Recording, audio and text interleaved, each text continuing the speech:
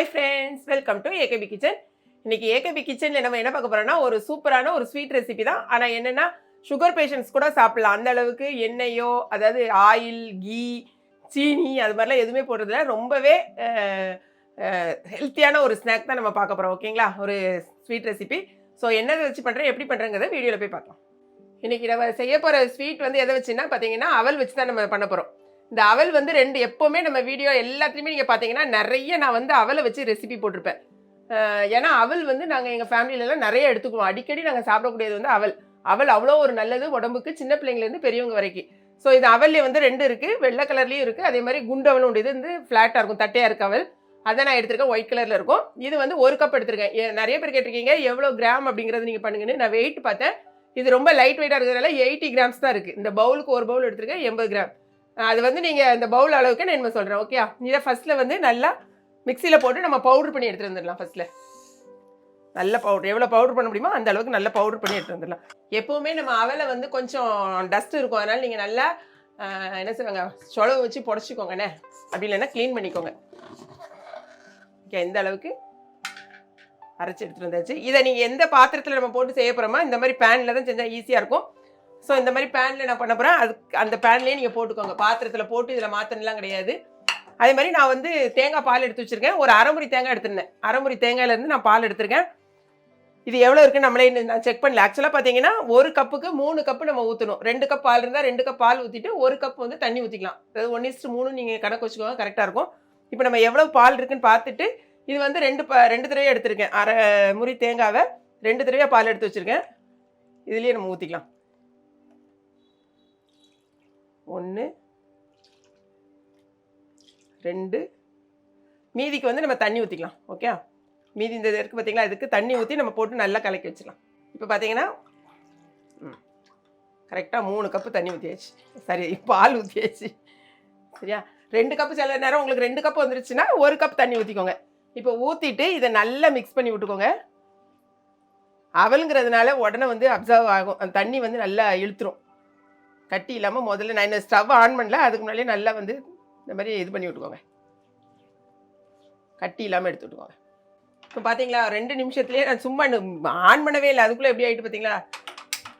இப்போ வந்து stove on பண்ணியாச்சு. ஆன் பண்ணி லைட்டாக சூடாகட்டும். இப்போ இதுக்கு வந்து நம்ம எவ்வளோ வெல்லம் எடுத்துருக்கோம் பாருங்கள். அதாவது இது வந்து கருப்பட்டி, பனங்கருப்பட்டியோட பொடி தான்.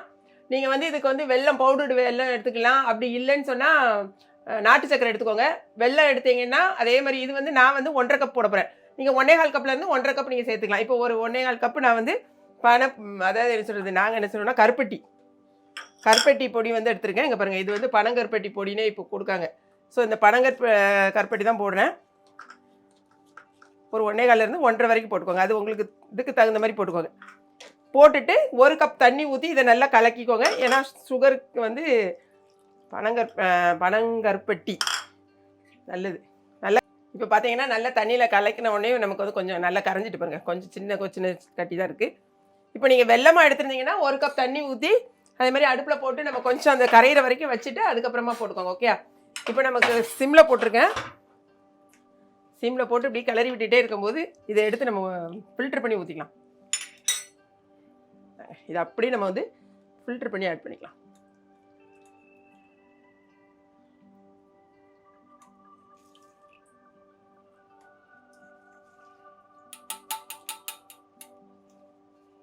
நல்லா இதை வந்து ஃபில்டர் பண்ணி ஊற்றியாச்சு. ஊற்றிட்டு இனிமேல் நல்லா கைவிடாமல் கலக்கிக்கிட்டே இருக்க வேண்டியது, அவ்வளோதான். நல்லா மீடியம் ஃப்ளேமில் வச்சுட்டு நல்லா அந்த கட்டி வராமல், கலரே பாருங்கள் உடனே எப்படி சேஞ்ச் ஆகிடுச்சுன்னு சொல்லிட்டு. எப்போவுமே நம்ம சுகர் வந்து போட்டு செய்யும் போது கொஞ்சமாக 1 பிஞ்ச் நம்ம வந்து உப்பு போடணும். அதுக்கு ஒரே ஒரு சிட்டிகை உப்பு போட்டுக்கிட்டேன். இது கட்டி இருக்க மாதிரி இருக்கும். அது 2 நிமிஷத்தில் உங்களுக்கு வந்து நல்லா கிளறி விடுனா கம்மியாயிடும். கொஞ்சம் கிளறினதுக்கப்புறமா ஏலக்காய் பொடி நம்ம போடணும் வாசத்துக்கு. இது முதல்ல நல்லா கட்டியெல்லாம் எடுத்துகிட்டு அதுக்கப்புறமா காமிக்கிறேன். இப்போ நல்லா வந்து கொதிக்க ஆரம்பிச்சிட்டு, அதாவது இந்த பபிள்ஸ் வர ஆரம்பிச்சிட்டு பார்த்தீங்களா. இப்போ நல்லா ஸ்டவ்வை வந்து மீடியம் ஃப்ளேமில் போட்டுக்கோங்க. இந்த மாதிரி ஒரு ஸ்பேட்சில் வச்சுக்கிட்டிங்கன்னா உங்களுக்கு ரொம்பவே ஈஸியாக இருக்கும். அதே மாதிரி தேங்காய் பால் நம்ம ஊற்றிருக்கிறதுனால எந்த விதத்துலையும் ஆயிலோ நெய்யோ எதுவுமே நம்ம ஆட் பண்ண வேண்டாம். அதாவது எனக்கு வாயில் வரமாட்டேங்க. நாங்கள் வந்து கருப்பட்டின்னு சொல்லிட்டு இங்கே பனவெல்லன்னு சொல்ல வரமாட்டேங்க. இந்த கருப்பட்டி போட்டிருக்கிறதுனால நமக்கு ரொம்பவே ஹெல்த்தியாகவே இருக்கும்.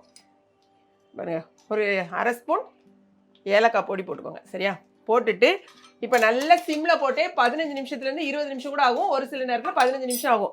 நம்ம நல்லா கிளறி விட்டுட்டே இருக்கும்போது எண்ணெய் வந்து நமக்கு நல்லா பிரிய ஆரம்பிச்சிடும். பிரிகிறது மட்டும் கிடையாது, இந்த கடாயிலே ஒட்டக்கூடாது, நமக்கு நல்லா ஒட்டாமல் அல்வா பதத்துக்கு வரும். அது வரைக்கும் நம்ம வந்து கிளறி விட்டுட்டே இருக்கணும். ஓகே, ரொம்ப கையை எடுக்காமல் கிளறணும்னு கிடையாது, அப்பப்போ நம்ம கிளறி விட்டுட்டே இருக்கலாம். சிம்மில் போட்டுக்கோங்க. ஸோ இது கொஞ்சம் நேரம் ரெடி ஆகிட்டு இருக்கட்டும். அதுக்குள்ளே நான் இப்போ கட்டியிருக்கேன் பார்த்தீங்களா, இந்த சாரீ வந்து இன்றைக்கி நம்ம கிளாட் ஃபேஷனில் நமக்கு சேல்ஸ்க்கு வந்திருக்கு. சூப்பரான சாரீ. நிறைய பேர் நாங்கள் டிஷ்யூ சாரீஸ் போட்டிருக்கும் போது இதே மாதிரி வாங்கிட்டாங்க அப்படின்னீங்க. பட் இது டிஷ்யூ தான். டிஷ்யூவில் வந்து மாஷிஃபான். இதை வந்து ஃபுல் அண்ட் ஃபுல்லாக பார்த்தீங்கன்னா பாடியில் அப்படியே நல்லா ஃபுல்லாக கோல்டன் கலரில் தான் மின்னு இருக்கும், அந்த மாதிரி ஒரு சாரீ. இது வந்து சாரியோட முந்தி. ப்ளவுஸ் வந்து உங்களுக்கு பார்த்தீங்கன்னா இந்த ப்ளவுஸ் கிடையாது, ஃபுல்லாக பிளெயினாக இந்த மாதிரியே கொடுத்துருப்பாங்க. இதே மாதிரி உங்களுக்கு பிளெயின் சாரீ கொடுத்துருப்பாங்க, பிளெயின் ப்ளவுஸ் கொடுத்துருப்பாங்க ஃபுல்லாக டிஷ்யூவில்.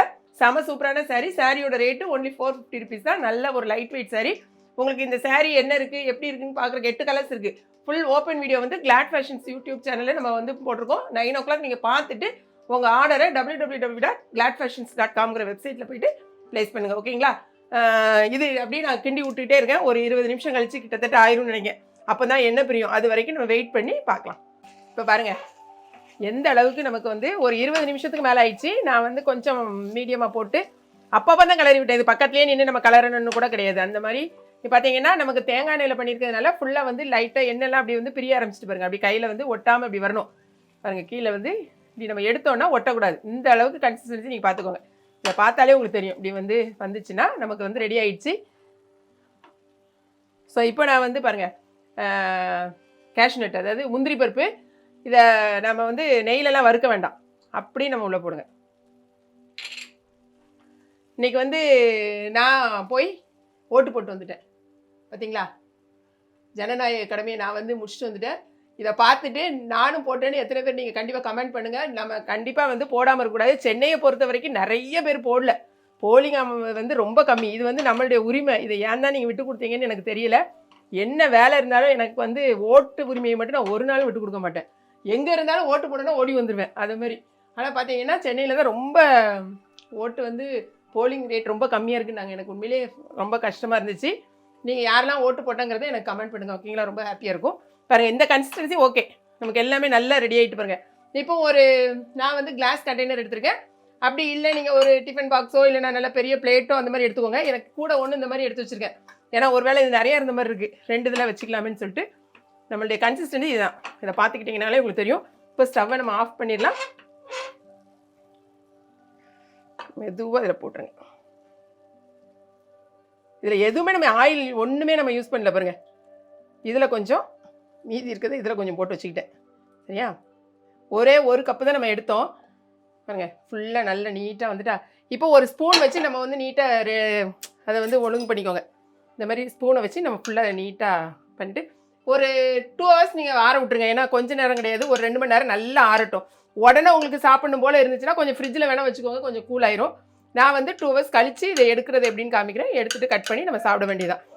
இப்போ நம்ம வச்சு கிட்டத்தட்ட 1.5 மணி நேரம் ஆயிடுச்சு. நல்லாவே ஆறிடுச்சு.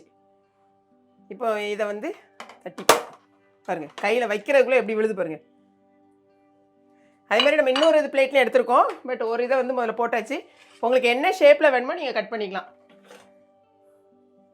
இப்போ வந்து நான் நீளமாகவே வெட்டிட்டா, ஸ்கொயர் ஷேப்பில் வேணால் ஸ்கொயர் ஷேப்பில் விட்டுங்க. அவ்வளோதான். எப்படி வருது பாருங்கள். பாருங்களேன், நம்ம பீஸ் போட்டோன்னையும் இந்த அல்வா பீஸ் எவ்வளோ சூப்பராக வந்திருக்குன்னு அங்கங்கே கேஷ்நட் தெரிஞ்சுங்க பாருங்கள். இது வந்து எவ்வளோ பெருசுனாலும் நீங்கள் சிறுசுனாலும் கட் பண்ணிக்கோங்க. நான் இன்னொரு பீஸ் எடுத்த மாதிரிங்களா அதை வந்து ஸ்கொயர் டைப்பில் வெட்டியிருக்கேன். இது வந்து நல்லா நான் சொன்ன அதே மாதிரி நீங்கள் செஞ்சீங்கன்னா உங்களுக்கு ரொம்பவே சூப்பராக இருக்கும். சாப்பிட்றதுக்கும் பார்த்தீங்கன்னா நம்ம இப்போ வந்து நான் எண்ணெய் எதுவுமே நான் ஆட் பண்ணல, ஒன்றுமே ஆட் பண்ணல. பட் அந்த தேங்காயில் உள்ள அந்த தேங்காயே வந்துடும். வாசனை அவ்வளோ சூப்பராக இருக்குது. இதை வந்து நல்லா அழகாக நீங்கள் ஸ்டோர் பண்ணி வச்சே சாப்பிடலாம். செம சூப்பராக இருக்குது. 1.5 அதாவது 1 கப்புக்கு 1.5 கப் சுகர் நம்ம போட்ட பற்றி, அந்த சுகர்னால் வந்து கருப்பட்டி, அது வந்து ரொம்பவே நல்லாயிருக்கு. நீங்களும் முடிஞ்சால் கருப்பட்டியில் செய்யுங்க. அப்படி இல்லைன்னா நான் சொன்ன மாதிரி அது என்னது நாட்டு சக்கரை அந்த மாதிரி செய்யுங்க. ரொம்ப சூப்பராக இருக்குது. இந்த வீடியோ உங்களுக்கு ரொம்ப பிடிச்சிருக்குன்னு நினைக்கிறேன். ரொம்பவே யூஸ்ஃபுல்லாக இருக்கும். பிடிச்சிருந்துச்சா லைக் பண்ணுங்கள். மறக்காமல் கிளாட் ஃபேஷனும் ஏகேபி கிச்சனையும் சப்ஸ்கிரைப் பண்ணுங்கள். தேங்க்ஸ் ஃபார் வாட்சிங்.